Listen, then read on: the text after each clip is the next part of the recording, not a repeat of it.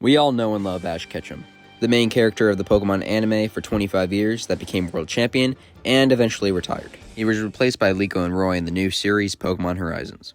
But what if instead of being replaced by Liko and Roy, his legacy continued with a brand new character? That's the story I've written. Episode 1, Unbreakable Bonds. Our story begins 30 years after Ash Ketchum became world champion. He's living in Pallet Town with his wife, Serena. This is where our story starts, when we meet their 3 kids.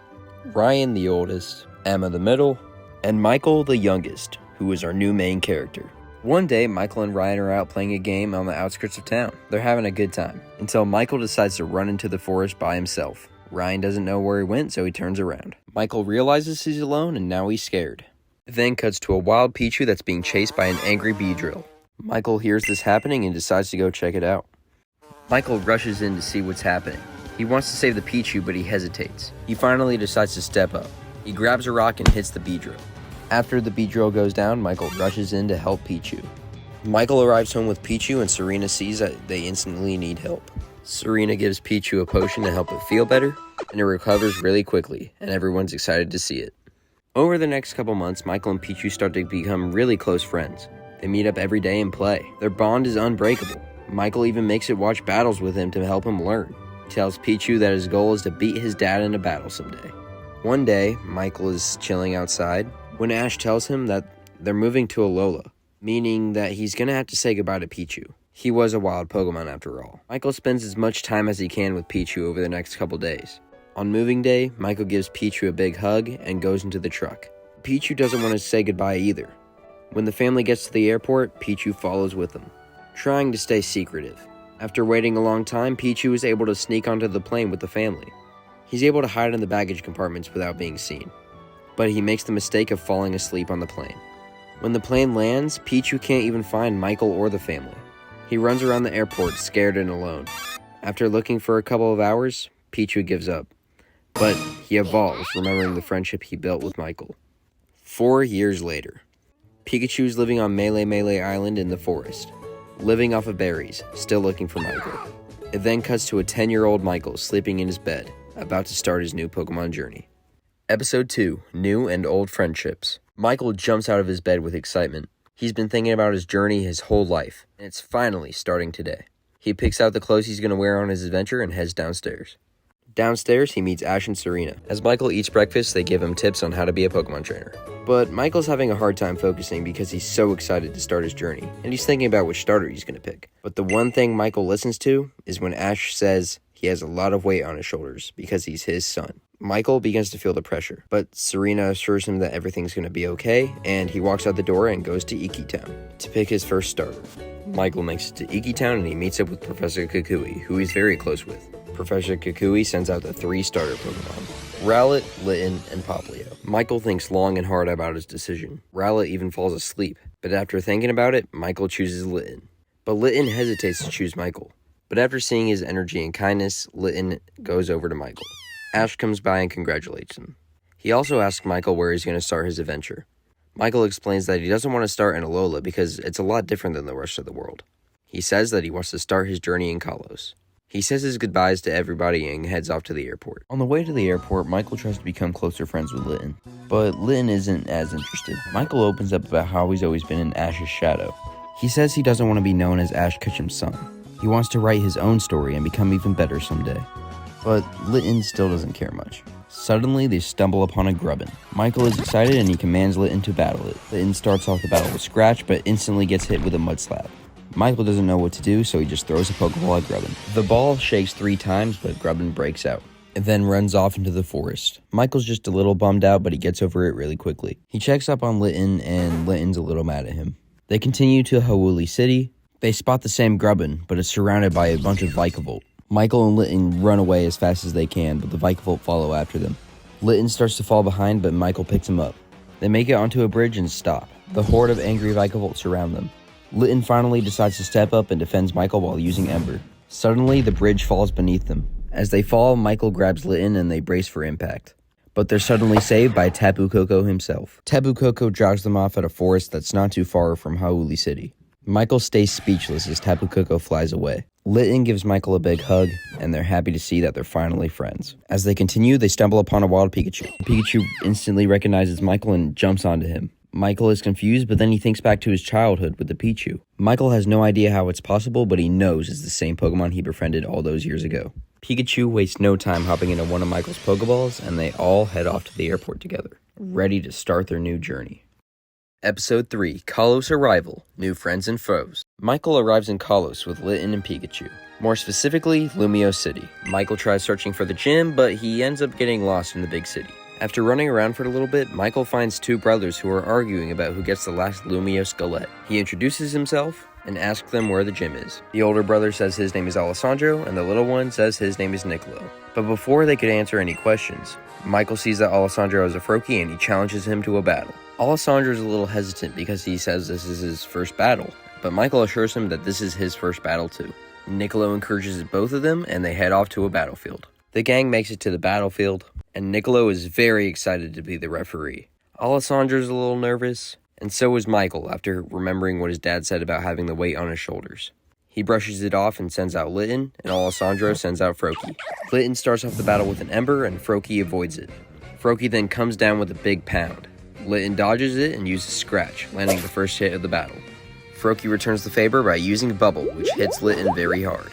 Michael thinks of what will happen if he loses, and he doesn't want any of it to happen. As soon as Froakie jumps in the air for another pound, Michael calls for an Ember and it hits Froakie, sending it falling down to the ground. Litten then goes in for the final hit with Double Kick and wins Michael the battle, bringing him a lot of relief. After the battle, both of them praise each other's skills. They're both proud on how they did in their first battle. And Nicolo won't stop talking about it. Alessandro asks Michael if he's registered for the gym challenge yet, and Michael says no. The two brothers offer to take him to the Pokemon Center to get him registered. On the way to the Pokemon Center, they run into a kid, and he introduces himself as Lucas. Michael introduces himself as Michael Ketchum, and Alessandro and Nicolo are shocked. Lucas says he watched their battle and calls Michael pathetic. And Michael doesn't take kindly to this, so he challenges him to a battle.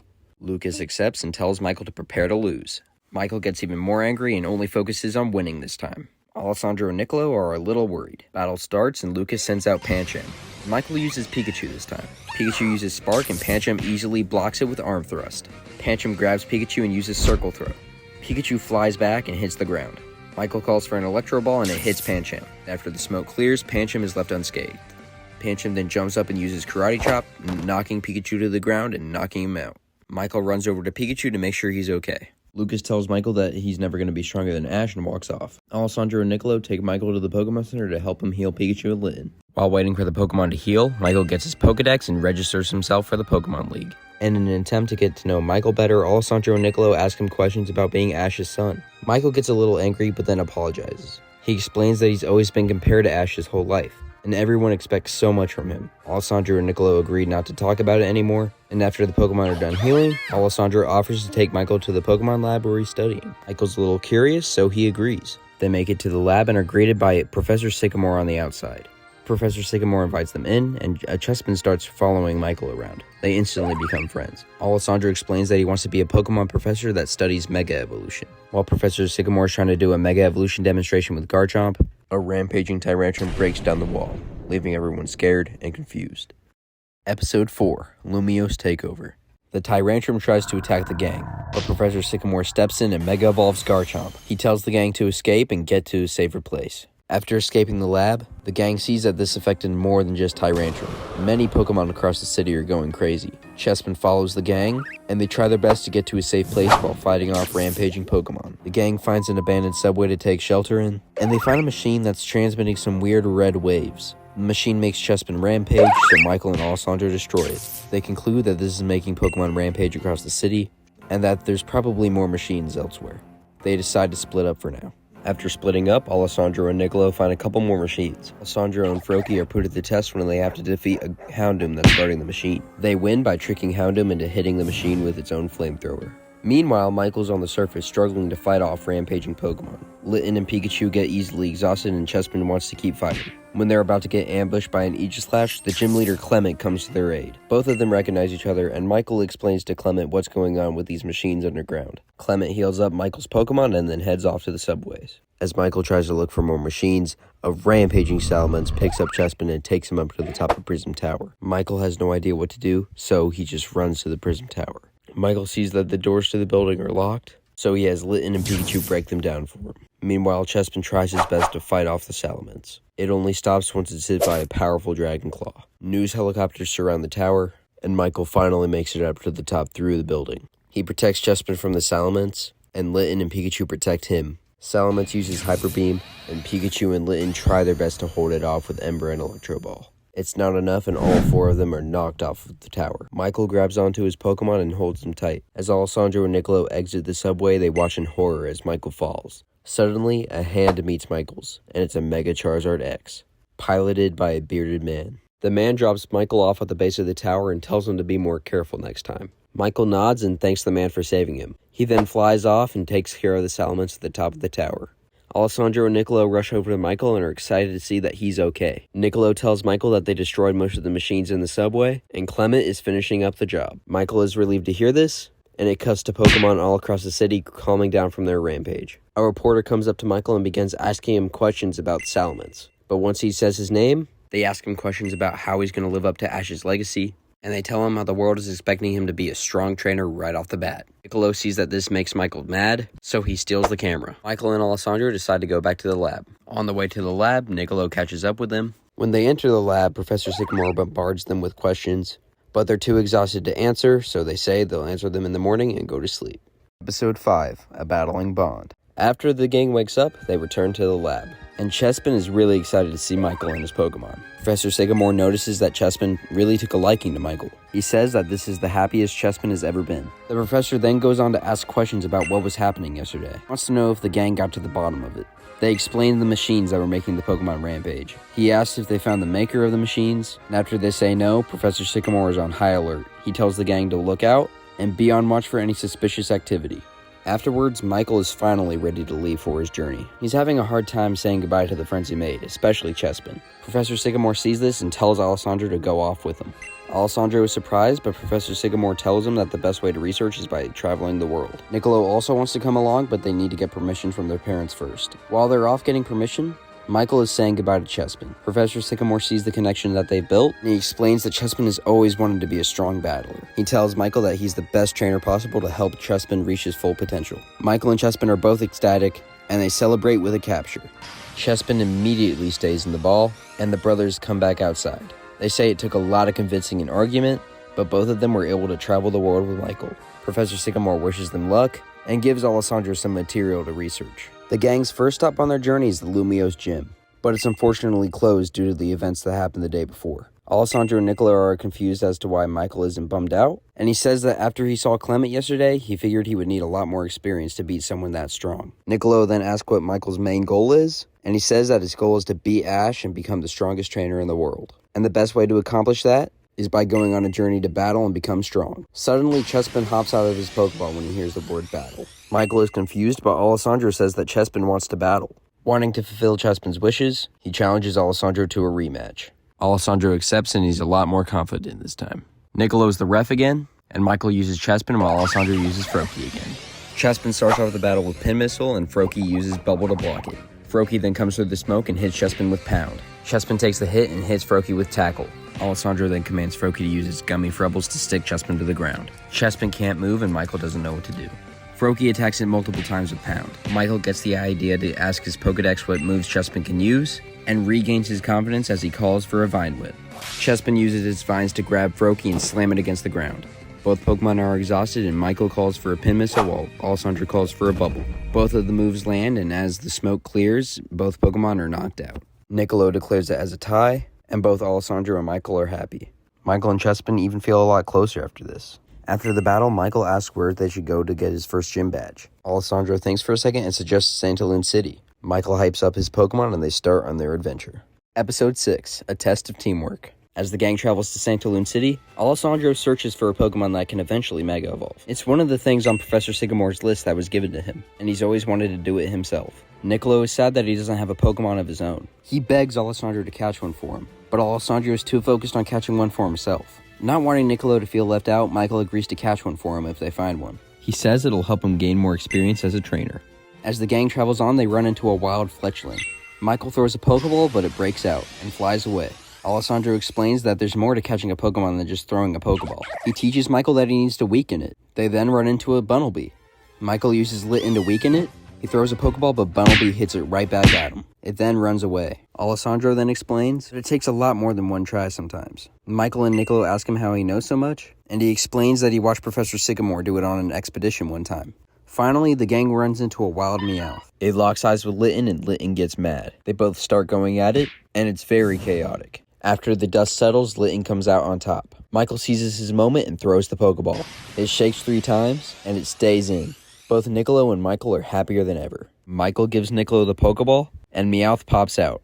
Niccolo introduces himself, and after playing around, they become good friends already. But as soon as it notices Litten, they start fighting again. Pikachu separates them, and the gang continues on the route to Santalune City. As they continue, Litten and Meowth continue to fight. But things go wrong when Litten hits a rock, and it ends up being an Onix. Alessandro is excited, but Niccolo and Michael are terrified. The Onix rises up from the ground and attacks Litten and Meowth. Michael sends out Chespin, and Alessandro sends out Froakie. Pikachu joins along too. But they can't land a single hit because Onix is chasing Litten and Meowth. Finally, when Onix is about to crush them with his head, Litten and Meowth realize the danger they're in and team up to attack by using Payday and Ember at the same time. Onix stops moving, and Chespin is able to hold it down with Vine Whip.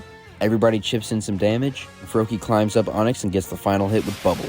Alessandro throws the Pokeball and catches it. Afterwards, the gang continues to Santalune City.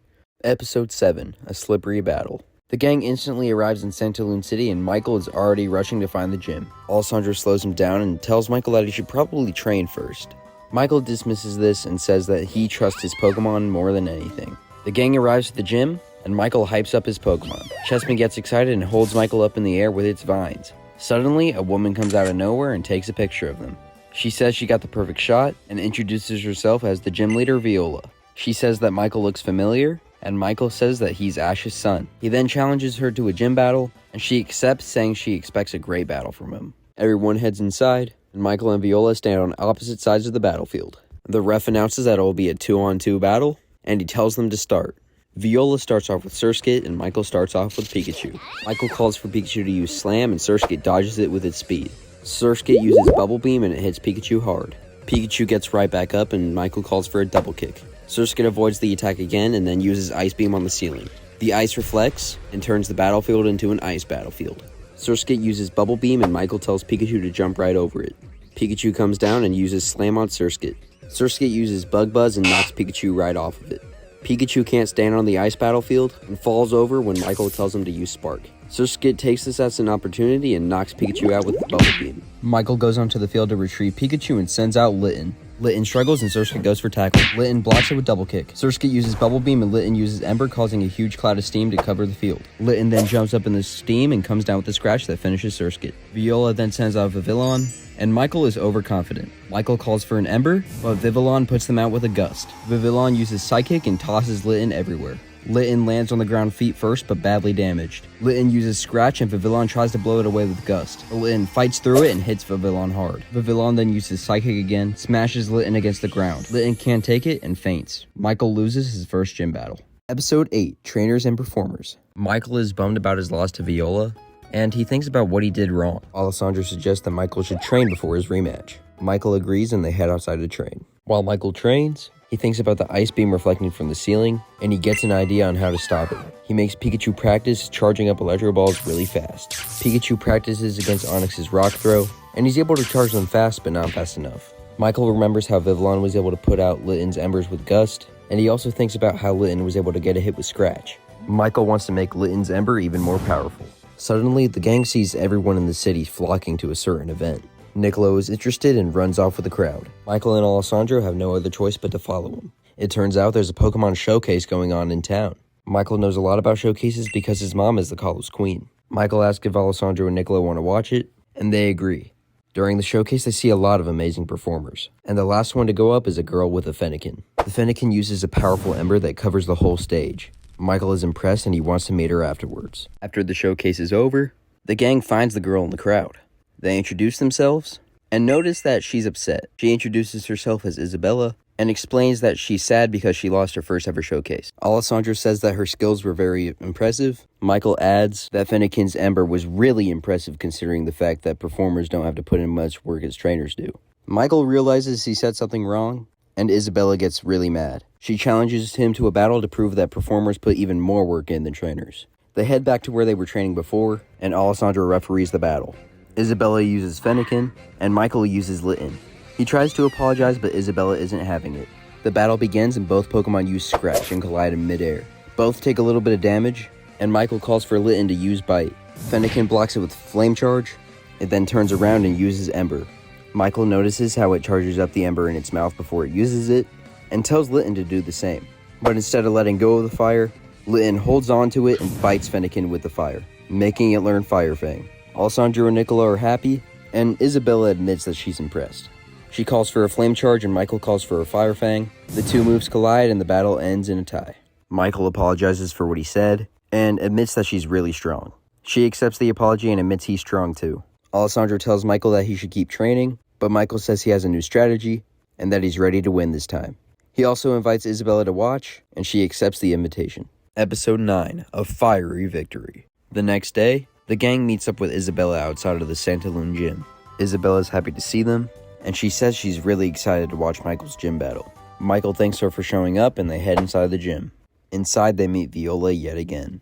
Isabella, Alessandro, and Nicola all go to the stands, and Michael talks with Viola in the middle of the field. She asks him if he learned his lesson from last time, and Michael responds by saying he learned a lot more than a lesson. Viola says she won't go easy on him, and Michael says he doesn't want her to. Both of them head to opposite sides of the field, and the referee explains the rules. Viola leads with Surskit yet again, and Michael leads with Pikachu again. Viola immediately calls for Ice Beam on the ceiling, and Pikachu stands still. As the Ice Beams come reflecting down, Pikachu hits them all with Electro Ball, except for one beam that hits him head-on. Surskit uses Bubble Beam, and Pikachu uses Spark to get right through it. Spark hits Surskit and deals a bit of damage. Surskit retaliates back with a Bug Buzz. Pikachu takes the hit and Surskit goes for a tackle, but Pikachu blocks it just in time with Double Kick. Michael calls for Pikachu to use Slam, but he gets hit by an Ice Beam while he's in the air. Pikachu falls to the ground and Surskit uses multiple tackles. Pikachu uses Slam to stop the barrage of tackles. Surskit tries to go for more tackles, but it's paralyzed by Pikachu's static ability. Pikachu charges up an Electro Ball and fires it, but Surskit retaliates back with Ice Beam. Both moves are equal in power and collide in the center of the field. After a long stalemate, the Electro Ball breaks through and hits Surskit hard. Pikachu then finishes off with Double Kick. Viola withdraws Surskit and compliments Michael's growth since their last battle. It then cuts to the gang cheering for Michael in the stands. Viola sends in Vivillon, and Michael gets a little worried remembering his last battle. He then gets an idea. Vivillon goes for Psychic and throws Pikachu around. It ends up throwing Pikachu to the ceiling, and he breaks out of it. Pikachu lands on Vivillon with a Slam. Vivillon knocks Pikachu off with Gust, sending him flying into the air and crashing to the ground, knocking him out. But in the process, Vivillon was paralyzed by static. Viola compliments Michael's strategy, and she tells him to give him everything he's got. Michael sends in Litten, and he's fired up for the battle. Litten uses Ember and Vivillon dodges it. Vivillon then uses Psychic and throws Litten around. Michael doesn't know what to do, so he tells Litten to use Ember. This ends up working out, as Embers go all over the place, even hitting Vivillon. Vivillon goes for Gust, and Litten stands its ground. The Gust is weakened because Vivillon is paralyzed, so Michael takes this opportunity and Litten lands a powerful Fire Fang. Viola calls for a Solar Beam, and as Vivillon charges it up, Michael thinks. Vivillon fires the Solar Beam and Litten jumps up. Vivillon sinks to the ground due to the paralysis, and Litten comes down with Fire Fang, landing the final blow. Viola withdraws Vivillon and walks over to Michael. She says that she expected nothing less from the son of Ash Ketchum. Michael's not a huge fan of her saying this, but he doesn't care because he's got his first gym badge. The gang says bye to Viola and exits the gym. Michael asks where they should go next, and Alessandro says they could go back to Lumiose City. Michael thinks it's a great idea, but Isabella's awfully quiet. She tries to say something, but Michael stops her. He invites her to come on the journey with them, and she accepts the invitation. She says that she wants to go on a journey to become the Kalos Queen, and the best way to do it is with her new friends. If you made it this far, thank you so much for watching. I know I said I would post this video a while ago, which I wanted to, but things got in the way. But it's finally done, and I had a lot of fun making it. This is just the first part of a multi-part series.